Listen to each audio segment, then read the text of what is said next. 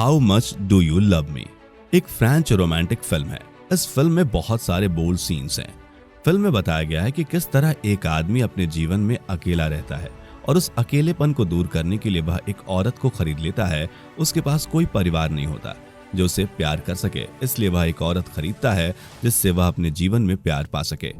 France के प्यार भरे शहर पेरिस में फ्रांसिस नाम का एक आम आदमी रहता था। फ्रांसिस एक आम सी शक्ल वाला साधारण सा आदमी था जो एक छोटी सी नौकरी करके अपना जीवन यापन करता था। एक दिन फ्रांसिस का जीवन बदल गया और उसकी बहुत सारे पैसे की एक लॉटरी लगती है जिससे वह रातों रात अमीर बन जाता है।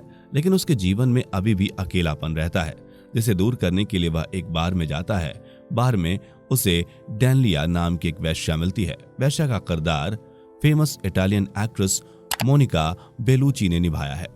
फ्रांसिस उसके पास जाकर उससे पूछता है कि तुम्हारे चार्जेस क्या हैं, पूरे दिन में कितना कमा लेती हो, जिसे सुनकर वह मुस्कुराने लगती है। जिसके बाद फ्रांसिस उससे कहता है कि वह उसके साथ कुछ घंटे नहीं बल्कि 1 महीने का साथ चाहता है, जिसके बदले में वह उसे 1 लाख यूरो ऑफर करता है। किसी भी वेश्या के लिए यह बहुत बड़ी रकम होती है। डैनियला फ्रांसिस से बोलती है कि उसे कुछ एडवांस रकम देनी होगी। साथ ही वह शर्त रखती है कि उसके साथ किसी भी तरह की कोई मारपीट नहीं की जाएगी, उसे पूरी तरह से रिस्पेक्ट दी जाएगी।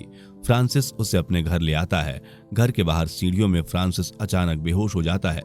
डैनियला घबरा जाती है। वह उसे घर ले जाती है और डॉक्टर को बुलाती है। दरअसल फ्रांसिस दिल का मरीज होता है। उसके जीवन में इससे पहले कोई भी लड़की नहीं आई थी, इसलिए डैनियला का साथ पाकर वह एक्साइटेड हो जाता है, जिससे उसके दिल की धड़कन बढ़ जाती है। फ्रांसिस अब थोड़ा ठीक फील करता है।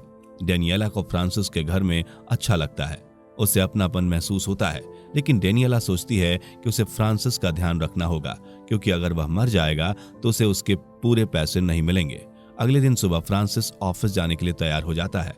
तब डैनियला उससे पूछती है कि तुम्हारे पास इतने करोड़ रुपए हैं तो तुम इतनी छोटी नौकरी क्यों करते हो और इतने छोटे से घर में क्यों रह रहे हो?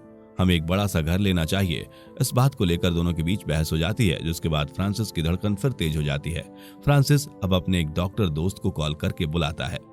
दोस्त जब घर आता है तो डैनियला को देखकर अचंभित हो जाता है, क्योंकि उसने इससे पहले कभी फ्रांसिस के साथ कोई लड़की नहीं देखी। डॉक्टर फ्रांसिस से कहता है कि तुम्हें उस लड़की को वापस भेज देना चाहिए। तुम्हारे लिए इतना रोमांस अच्छा नहीं है। इतनी खूबसूरत लड़की के साथ ज्यादा दिन तक रहोगे तो मर ही जाओगे। डॉक्टर डैनियला के पास जाकर उससे पूछता है कि क्या तुम एक वेश्या हो? डैनियला की हाँ बोलने पर उसे फ्रांसिस की जिंदगी से जाने के लिए बोलता है। डैनियला उससे बोलती है कि फ्रांसिस के साथ एक नई जिंदगी शुरू करना चाहती है। वह उसका ख्याल एक नर्स की तरह रखेगी। अब डॉक्टर फ्रांसिस के पास आकर उसे कहता है कि वह अपने पैसे किसी वेश्या पर ना उड़ाए। डैनियला और फ्रांसिस अपनी जिंदगी में बहुत खुश रहने लगते हैं। उसको अपने पैसों की चिंता नहीं होती। उसे लगता है कि उसका जीवन जल्दी खत्म हो जाएगा, इसलिए वह खुश रहना चाहता है। डैनियला और फ्रांसिस एक दूसरे से प्यार करने लगते हैं और खुशी खुशी रहने लगते हैं। उसके साथ ही फ्रांसिस के स्वास्थ्य में भी सुधार आता है। उसका बीपी, कोलेस्ट्रॉल सब नॉर्मल रहने लगता है। एक तरह से डैनियला के प्यार का असर फ्रांसिस को रिकवर करने लगता है। एक दिन फ्रांसिस का वही डॉक्टर दोस्त उसके पास आता है और वह उसे बताता है कि वह एक लड़की से प्यार करता है जो उसके घर के पास में रहती है, जिसे कैंसर है। वह स्वयं उसका इलाज करा रहा है। यह बताते हुए वो भावुक हो जाता है। एक दिन बीच रात में फ्रांसिस अपने डॉक्टर दोस्त को कॉल कर उसे बुलाता है, क्योंकि डैनियला की अचानक तबीयत खराब हो जाती है। डॉक्टर जब डैनियला के रूम में जाता है तब डैनियला अपनी आदत से मजबूर होकर डॉक्टर को संभोग के लिए बहकाने की कोशिश करती है। डैनियला को बिना कपड़े में देखकर डॉक्टर का दिल जोरों से धड़कने लगता है और उसे हार्ट अटैक आ जाता है, जिससे कि उसकी मौत हो जाती है। डॉक्टर के अंतिम संस्कार के दौरान फ्रांसिस को पता चलता है कि जिस लड़की के बारे में वह बात कर रहा था वह 5 साल पहले ही गुजर चुकी है। डॉक्टर उसे अभी भी मरा नहीं मानता था, अपने ख्यालों में उसे जिंदा रखा हुआ था। फ्रांसिस इस बात को जानकर बहुत अधिक भावुक हो जाता है। अब फ्रांसिस और डैनियला की जिंदगी आगे बढ़ने लगती है और वह दोनों एक दूसरे के साथ खुश रहने लगते हैं। फ्रांसिस की सभी बीमारियां धीरे धीरे ठीक होने लगती हैं। फ्रांसिस के ऑफिस में सब लोग उसे देखकर आश्चर्यचकित होते हैं कि आजकल फ्रांसिस बहुत खुश रहता है, मन ही मन मुस्कुराता भी है। उन्हें लगता है कि जरूर उसकी जिंदगी में कोई लड़की है। फ्रांसिस के ऑफिस वाले उसे बोलते हैं कि कौन है वो लड़की, हमें भी मिलवाओ। फ्रांसिस अपने ऑफिस वालों को अपने घर ले जाता है। जब वहां घर पहुंचता है तब डैनियला नहीं होती है, ना ही उसका कोई सामान होता है, जिसे देखकर वह अचंभित रह जाता है। फ्रांसिस डैनियला को ढूंढने के लिए वहीं बार में जाता है। वहीं डैनियला किसी और आदमी के साथ बैठी हुई रहती है। डेनियला पेशे से एक वेश्या रहती है। आखिरकार घरेलू औरत बनने का नाटक कब तक करती।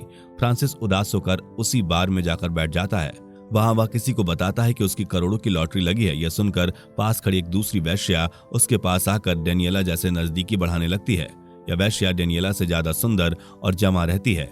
वह फ्रांसिस से बोलती है कि उसे उससे आत्मिक जुड़ाव हो गया है और वह उसके साथ आगे अपना जीवन जीना चाहती है। फ्रांसिस का उस लड़की की तरफ ध्यान ही नहीं रहता। वह लगातार डेनियला की तरफ देखता रहता है। अब डेनियला उसके पास आती है और कहती है कि वह उसे माफ कर दे और उस लड़की के साथ जीवन में आगे बढ़ जाए। तब फ्रांसिस कहता है कि मुझे बस तुम चाहिए। तुम्हारे साथ बिताया गया हर एक पल मेरी आगे की जिंदगी के लिए काफी है। अब मैं किसी और के साथ नहीं रहना चाहता हूँ। फ्रांसिस उससे पूछता है कि वह उसे क्यों छोड़कर आ गई। डेनियला उसे बताती है कि उसके जीवन में कोई और है, अब वह उसके साथ और नहीं रह सकती। यह सुनकर फ्रांसिस की तबीयत बिगड़ जाती है। तब डेनियला उसके इलाज के लिए तुरंत डॉक्टर बुलाती है। यहाँ फ्रांसिस को पता चलता है कि यह बात डेनियला के पति का है, जो कि एक बहुत बड़ा गैंगस्टर है। फ्रांसिस और डेनियला वापस घर आ जाते हैं। यहाँ फ्रांसिस डेनियला से पूछता है कि क्या तुमने कभी भी मुझसे थोड़ा सा भी प्यार किया है, या सिर्फ पैसों की वजह से वह उसके साथ रह रही है। डेनियला कुछ भी नहीं बोल पाती। थोड़ी देर बाद डेनियला बोलती है कि उसे फ्रांसिस के साथ रहना अच्छा लगता है। उसे समाज में जो इज्जत कभी नहीं मिली वो उसे पिछले कुछ दिनों में मिली है। डेनियला कहती है कि तुम जैसा मुझे बनाना चाहते हो वो बहुत मुश्किल है। इसके लिए तुम्हें मेरे पति के साथ डील करनी होगी। फ्रांसिस उसके पति से बात करने जाता है। वह बहुत चालू और लालची इंसान होता है। डेनियला का पति कहता है कि अगर उसे डेनियला चाहिए तो उसे उसकी भरपाई करनी होगी और लॉटरी में जीती सारी रकम देनी होगी। डेनियला ने ही अपने पति को लॉटरी के बारे में बताया था। यह सिचुएशन देख ऐसा लगता है कि डेनियला और उसका पति जानबूझकर फ्रांसिस से पैसे लेने के लिए प्लान करते हैं। फ्रांसिस इन दोनों की सोच से अलग डेनियला और पैसों के बीच पैसे का चुनाव करता है। यह सुनकर वो दोनों हक्के बक्के रह जाते हैं। अब डेनियला सोचती है कि फ्रांसिस को उसके पैसे ज्यादा प्यारे हैं और वह उससे प्यार नहीं करता। डेनियला को इस बात का बहुत बुरा लगता है कि फ्रांसिस उसके लिए अपने पैसे कुर्बान नहीं कर सकता। अब डेनियला वापस अपने पति के साथ चली जाती है। दिन बीतने लगते हैं। डेनियला और उसके पति के बीच बहुत लड़ाइयां होने लगती हैं। वो कहता है कि तुम पहले जैसी नहीं रही, तुम बोरिंग हो गई हो। वह उसे वापस फ्रांसिस के पास जाने को बोल देता है।